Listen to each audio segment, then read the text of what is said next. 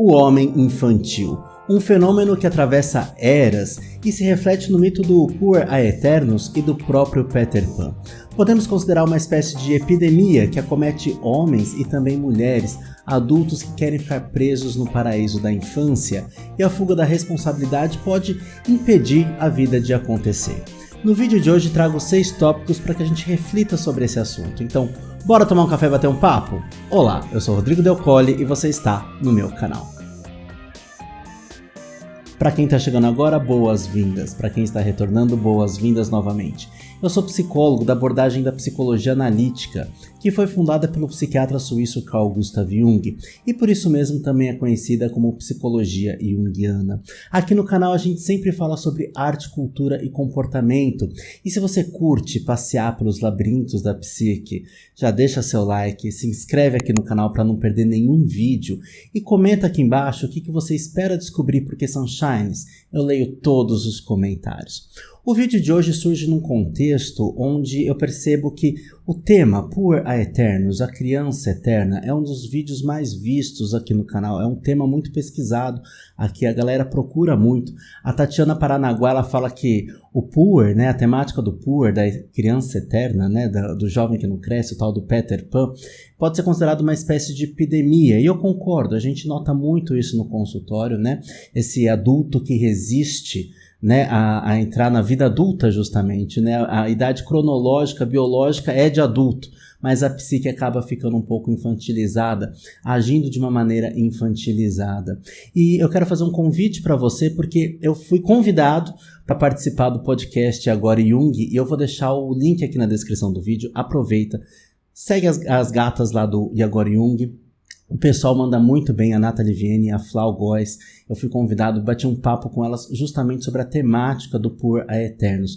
Aproveita e deixa o comentário, eu vim pelo canal do Rodrigo. Se o vídeo ainda não foi lançado, eu vou deixar o link do canal, mas se já foi lançado, eu venho e atualizo aqui na descrição do vídeo para vocês. Então, bora pro vídeo? Puer Aeternus é uma expressão que vem do latim, criança eterna. É o mito da criança eterna que, quando está polarizado na parte ruim, negativa, a gente fala que fica pueril, né? A pessoa que está ali constelando esse complexo do Puer Aeternus, né? A gente fala que a pessoa está pueril, está infantilizada, né? O mais pop de todos é o tal do Peter Pan, que muitas pessoas falam síndrome de Peter Pan, mas na verdade a gente na psicologia analítica prefere usar o termo complexo de Peter Pan, né? Porque síndrome remete muito ali a uma patologização, né? E não existe esse quadro, né, síndrome de Peter Pan nos CIDs, nos manuais de psiquiatria, mas sim a gente convenciona falar sobre o complexo, né? Então, antigamente as pessoas chamavam de síndrome, que é um conjunto de características, né, que diz respeito a esse adulto que tem dificuldade de crescer. E como é um complexo, né, ele diz respeito a um arquétipo, né? O complexo, ele é o arquétipo constelado na psique. Arquétipos são formas universais de comportamento, e esse adulto que tem dificuldade de ingressar na vida adulta, né, justamente a gente pode entender como um complexo do Puer Aeternus, referindo ao arquétipo do Puer Aeternus, a criança eterna. Mas isso se convencionou porque percebeu-se, né, um conjunto de traços ali que agrupados, né, formam ali um tipo de comportamento muito peculiar. Por isso que a gente diz que constela nesse complexo, né, esse arquétipo constela nesse complexo. A von Franz, né, Marie-Louise von Franz, é uma das grandes estudiosas da temática. O Jung menciona também, né, o Carl Gustav Jung menciona também, mas a Marie-Louise von Franz, ela tem o livro do Puer Aeternus, né, que é a luta do adulto contra o paraíso da infância.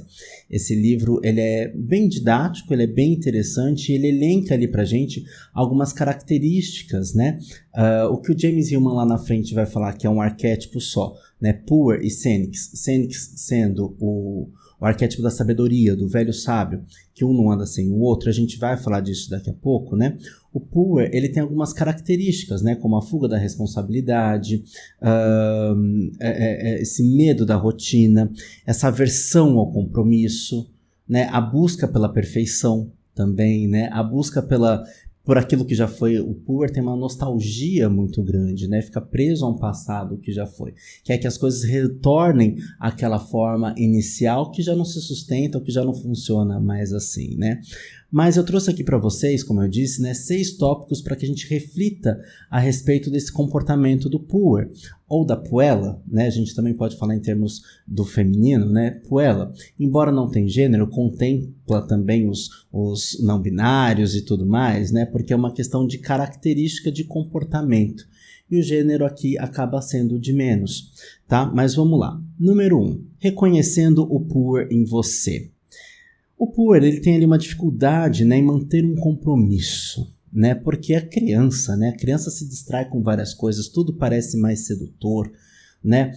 Assumir compromisso é uma coisa muito séria, muito madura, como diz lá o desenho animado, né? Isso é muito maduro, isso é muito adulto, né? E tudo que remete a essa seriedade, essa sobriedade do adulto, né, do responsável, a criança foge, porque a criança gosta do lúdico.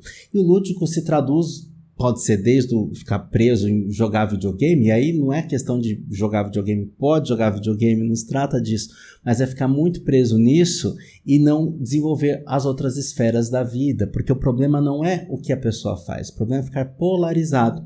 E o poor, ele está polarizado, está preso nesse lado da vida que é justamente a infância, justamente essa dificuldade de ir para o mundo, né? Porque o poor fica naquele mundinho, né? O medo da responsabilidade é muito grande porque fica muitas vezes assim, aquele pensamento infantil: será que eu sou capaz? Será que eu posso fazer isso? Né? Parece que tem que ter uma autorização, e quem dá essa autorização? Claro que algumas profissões, por exemplo, precisam de uma autorização de um órgão regulamentador, um conselho de classe, mas enfim, de uma formação, você precisa de uma capacitação técnica, mas não é disso que eu estou falando. Às vezes a pessoa tem isso, ela está formada, ela tem o diploma, está habilitada para isso, mas tem um medo de realizar, de exercer a profissão porque acha que não é competente o suficiente, né? A responsabilidade é algo muito sério, é um peso, aquilo se torna muito pesado, difícil, né? Então a pessoa acaba, para evitar esse desprazer, esse confronto com a realidade, né, com o momento atual, que o poor vive no passado, né, na infância, né? Então tem essa dificuldade de vir pro aqui e agora, ou vive muito no futuro, e a gente vai falar disso daqui a pouco num tópico, né? A pessoa fica muito presa também nessa possibilidade que nunca vai chegar, porque está sempre no campo da idealização, da fantasia, né? Uma característica do poor é justamente a idealização excessiva, né? Então busca-se essa perfeição, né? Então, se não for da melhor forma possível, eu não vou fazer. Se não tiver nas condições ideais de temperatura e pressão, eu não vou fazer. Então evita-se aquela máxima, né? Antes feito do que perfeito, né? Porque a pessoa ela quer perfeita para poder fazer, e aí não vai, né? Muitas vezes, por exemplo, na formação de teatro, por exemplo, a gente vê muito isso, né? A pessoa que acha que não precisa ensaiar, porque ela já tem o dom para fazer a cena, então ela vai lá, acha que basta decorar o texto, chegar na hora e faz e arrasa e acontece, faz a performance.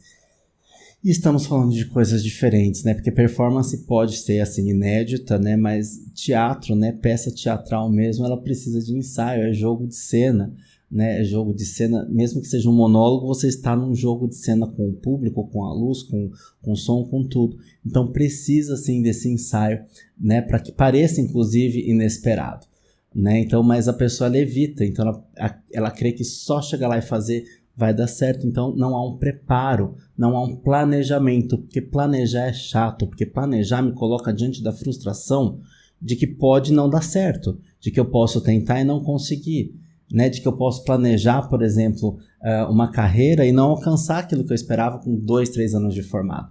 É engraçado que uns anos atrás, né, tinha muito isso em entrevista de emprego.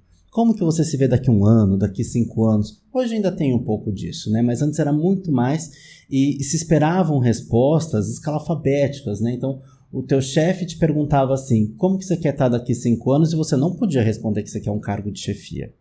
Que você não podia dizer... É um jogo, né? Você não podia dizer que você quer crescer. mas ao mesmo tempo, se você falar que quer ficar naquela posição, não é bem visto, então decida-se, né? O RH às vezes se perdia muito nesse personagem, né? Então, assim, é até pueril, é até uma visão pueril.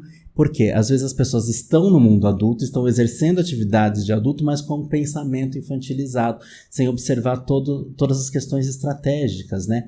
Ainda hoje me perguntaram assim sobre uma pessoa, qual característica que você diria sobre ela? Eu diria assim, ela tem uma ótima visão estratégica. E visão estratégica, se você não tem ela por natureza, dá para desenvolver.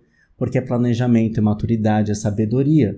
Né? Enfim, o oposto do Poor é o Cênix, ou o par complementar do Poor é o Cênix, o velho sábio, a velha sábia, né? É o arquétipo da sabedoria. Pensando dessa forma, né? Se eu tô polarizado aqui no Poor, eu vou evitar o outro lado, mas é tudo uma coisa só, porque o velho sábio, se não tem o frescor da infância, não tem a flexibilidade da infância, a curiosidade da infância, fica rígido, fica seco. E aí não dá certo também, né? Gente, eu quero pedir desculpas para vocês porque tá um calor imenso aqui em São Paulo, né? Eu moro em São Paulo, para quem não sabe. Para quem não percebeu ainda pelo sotaque, eu moro aqui na região da Grande São Paulo, em Santo André, né? Está realmente muito quente. Dá trabalho fazer vídeo, né? Assim, a gente faz um roteiro, tal. A gente vai gravar, a gente tá inspirado para gravar, mas aí vem o calor e dá uma derrubada na gente, né? Por isso que tô aqui com carinho para vocês, entregando esse conteúdo. Deixa o like, vai. Se ainda não deixou o like, deixa o like, se inscreve aqui no canal. E bora pro número 2, porque esses aspectos, né, do Poor reflete o quê?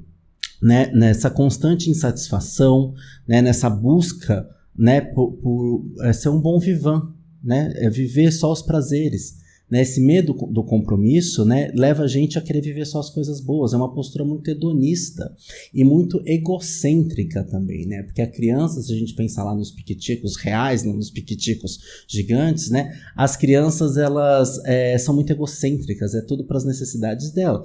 E claro, faz parte da vida em algum momento ela ter todo o foco de atenção ali. Mas quando a gente cresce, a gente não vai ter tudo. A gente não é o alecrim dourado que a gente acha que é. E a gente não é o alecrim dourado que a nossa mãe, o nosso pai, os nossos responsáveis disseram pra gente que a gente é. Então o Poor tem uma característica muito grande que é se achar especial e se sentir especial. Então todo mundo de certa forma inferior ou menos do que ele. Então ele acha que ele merece privilégios, que ele merece regalias, que ele merece prêmios. Sabe, a constante estrelinha dourada para colar na testa, na minha é só encostar porque já cola, de tanto sol que eu tô tendo aqui. Essa luz é forte pra caramba, eu tô com um ventilador aqui nos meus pés, mas não tô dando conta do calor. Eu preciso comprar um ar-condicionado pra cá, é verdade, preciso criar vergonha na minha cara e providenciar um ar-condicionado pra cá, pro escritório. Né? Mas essas características todas elas se refletem não só nas relações pessoais. Por exemplo, a Von Franz ela coloca que uma das características do homem Poor é que ele fica preso num Dom Juanismo, fica muito Dom Juan, fica muito sedutor, porque ele está buscando internamente aquela perfeição que ele considera da mãe, ele fica buscando nos relacionamentos, por isso que acaba não se fixando muitas vezes num relacionamento. Ela fala do homem heterossexual, mas a gente pode aplicar isso para os homossexuais, masculinos, femininos, para as mulheres heterossexuais, para os bissexuais, para os pansexuais, para tudo. Porque essa busca dessa perfeição é uma intolerância à frustração. Temos um vídeo aqui no canal onde eu falo mais especificamente sobre a intolerância à frustração e o aspecto Poor. Eu até menciono ali aspectos que a gente estava vivenciando na política brasileira, né? Onde não se tolera alguns resultados da política e acaba se agindo de uma maneira muito afetada e infantilizada, sem compreender o todo, sem entender as regras de uma democracia, por exemplo, porque o Poor muitas vezes não entende que o jogo tem uma regra, porque ele quer a própria regra, porque lembra, ele é especial, ou passou a vida inteira ouvindo que é especial, né? E aí quando faz um negócio, você olha e fala assim, uma grande bosta, porque não tá consistente, mas para aquela pessoa tá, né? E aí, muitas vezes, A pessoa antecipa que não vai saber fazer direito e se sabota. Porque como é especial, não se permite passar pelo processo de amadurecimento, de especialização. A gente vai falar de especialização daqui a pouco, tá? Mas o número 2 é o medo do compromisso e da rotina. Medo do compromisso e da rotina. A rotina é muito entediante, porque o Puer, sendo o arquétipo da curiosidade, o arquétipo da flexibilidade, né? A curiosidade está sempre ali vendo aspectos novos.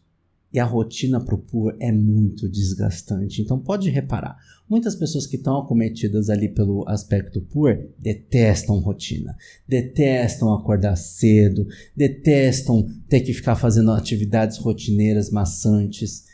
Muitos Puers, como são regidos ali pelo arquétipo da criatividade, né, da infância, da criança curiosa, criativa, muitos Puers se dão muito bem num aspecto positivo em carreiras criativas, em carreiras intuitivas também, né, porque precisa ali exercer esse tempo todo. Então, sim, temos o aspecto negativo do arquétipo, mas também temos o aspecto positivo do arquétipo. Né? E o aspecto positivo é justamente a flexibilidade, a curiosidade, né? Essa sede pelo novo, né? Essa flexibilização, essa não aceitação de determinados padrões e busca por um novo. Mas se fica infantilizado, não vai fazer muito progresso, né? Então, nisso a gente também tem que colocar um pouco de atenção, né? A estabilidade, né, é muitas vezes pensada, querida, né? A pessoa às vezes quer essa estabilidade. Mas quando a estabilidade vira sinônimo de raiz, é muito difícil, porque miticamente o Puer tem asa no pé. Então, para ele, é o eixo vertical, né? E o Puer não se dá muito bem com o eixo horizontal, que é onde ele fica ali, né? Porque ele sempre levanta voo. Peter Pan é um fofinho, um fulano que está sempre voando, né? E é essa a imagem que a gente busca. Precisa do pé no chão, do pé na realidade. E o Puer tem essa dificuldade, porque parece que acorrenta, parece que aprisiona. Mas é possível a gente chegar num meio termo, né? O Puer, ele acaba vivendo ali, né, nesse medo do compromisso e da rotina, ele acaba vivendo o mito da liberdade, que é assim, são possibilidades infinitas de escolha. E quando tem que escolher, sofre, porque quer tudo. Igual criança quando está diante da vitrine de doce, quer todos os doces. Eu não sei, eu Rodrigo César Deocoli, né, que agora eu sou Rodrigo Deocoli, fiz a retificação do nome, né, Rodrigo Deocoli, Rodrigo César, né, também, eu, Rodrigo, amo um doce, não vivo sem doce, e muitas vezes eu escolho 2, 3 da vitrine.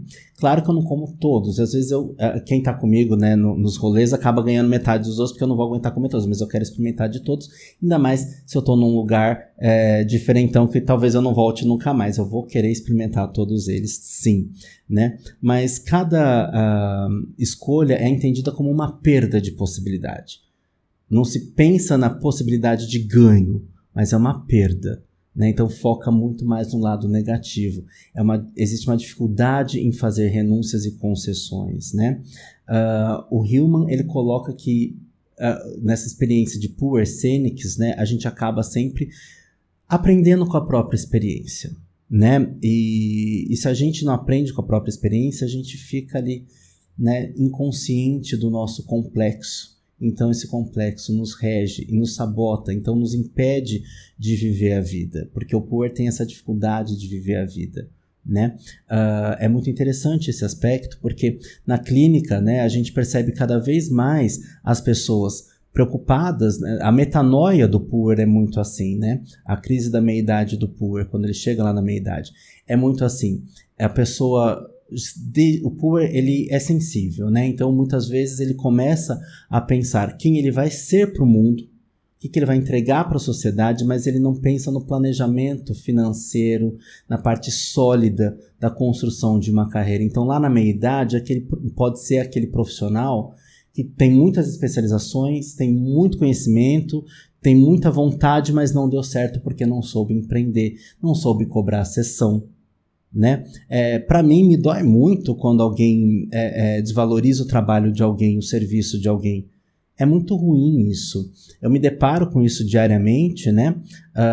A Bibi Ferreira, ela tem uma frase maravilhosa. Não me peça para dar a única coisa que eu tenho para vender, que eu trabalho como atriz. E isso serve para as prestações de serviço. Se você não sabe precificar o seu serviço, tá na hora de aprender.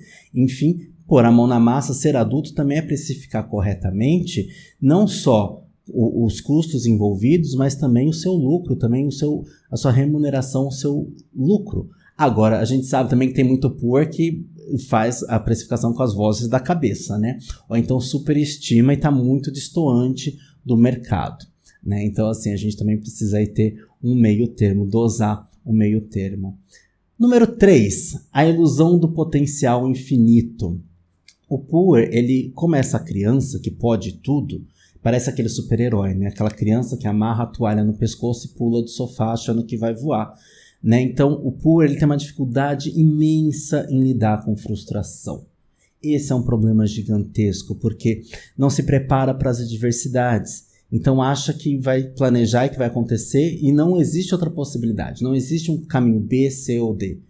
Porque tem que dar certo daquele jeito. E se não dá certo, ou desiste, ou vai embora, ou se frustra, não brinca mais, pega a bola e entra para casa. É assim, faz birra, se taca no chão. Gente, esses dias eu vi um vídeo curiosíssimo de um rapaz no trânsito, que eu espero que não me processe por eu estar falando sobre isso. Não temos verba para pagar processos judiciais neste canal, porque, enfim, este canal ainda nem é monetizado, mas achei curiosíssimo. O rapaz, né, bateram no carro dele e ele se jogou no chão chorando, um rapaz adulto, né? Eu entendo que é uma frustração grande, mas, meu querido, vamos pensar de uma outra forma, né? Não me processa, tá? Por favor.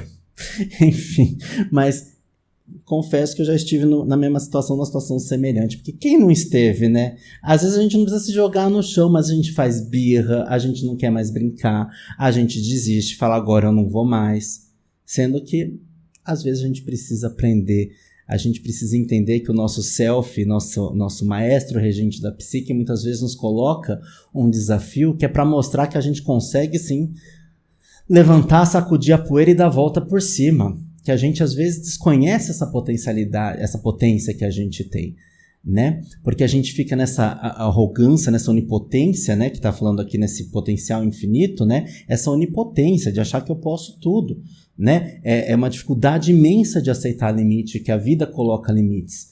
Então eu não tenho regras, então eu sou aquele que vou beber e dirigir, não vou respeitar a lei de trânsito, achar que a lei, a corrupção é só do outro, mas a minha corrupção é o meu jeitinho e ninguém tá vendo, né? Porque a corrupção é projetada no outro, a minha corrupção muitas vezes é projetada no outro, né? Então é interessante a gente olhar por esse aspecto também, porque quem tá agindo é a criança, né? Porque a gente esconde, a criança faz cocô e esconde, né?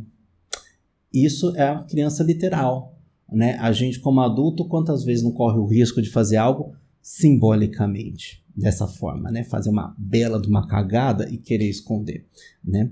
Mas me conta, se você já se sentiu paralisado, né, se você se sente paralisado, paralisada, né, por alguma escolha que você tem que tomar no momento, como que é pra você? Como que você age quando você tá diante de uma escolha? Porque escolher é lidar com as limitações da vida também, tá? Número 4, tô vendo se a gente ainda tem tempo ali, porque aqui do ladinho tem um cronômetro pra gente ver, por isso que às vezes eu olho pro lado, né, pra saber se a gente tá dentro do tempo do vídeo. Número 4, a vida provisória, o eterno amanhã.